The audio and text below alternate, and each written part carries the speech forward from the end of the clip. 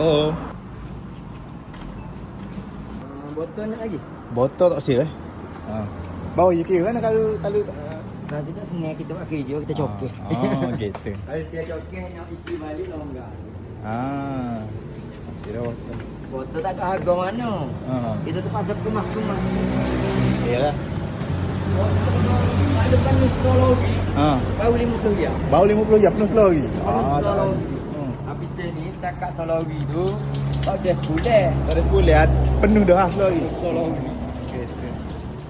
Dia kira timbek kelo ni betul? Oh, Dia berapa ya skala kali? RM3. Gaya skala.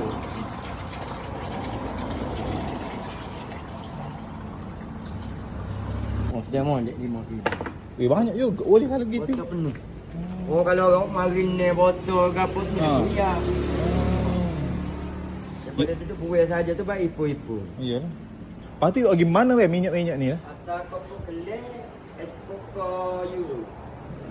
Dia LPOB apa bagi sari. Oh, my jacking kan? Hari dia nak kopi beli yang itu tu kita beli dengan siapa-siapa tunjuk resip gini lah. Ni ikut dia ni.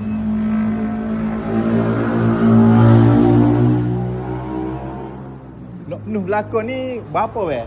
Maksudnya sebulan penuh ha ni ke mana? Ada Ni. kita boleh lapetong kita atas ke kupu buat. Lapet tu atas kuatir. Ni hak ABD ni berak?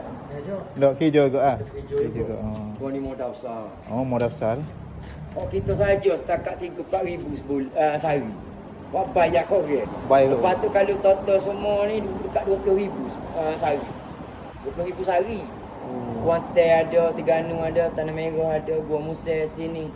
Mana siapa 4-5 tu 20,000. ada 20 sehari. Kes tangnya tu 20 tu ada dah.